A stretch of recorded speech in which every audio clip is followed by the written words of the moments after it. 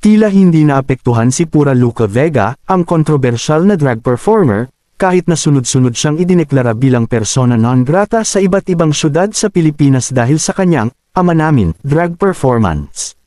Kamakailan lang, nagbalik siyang mag-perform sa kanta ni Taylor Swift na "Look What You Made Me Do", na nakasuot ng itim na Nazareno costume sa Makati City. Sumagot si Pura sa mga batikos at ipinaliwanag ang Golden Rule at ang paghihiwalay ng Iglesia at Estado.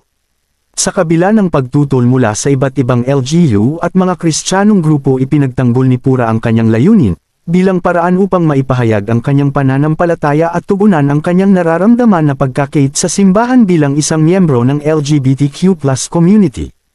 Ang 12 LGUs at lalawigan na nagdeklara kay Pura bilang persona non grata.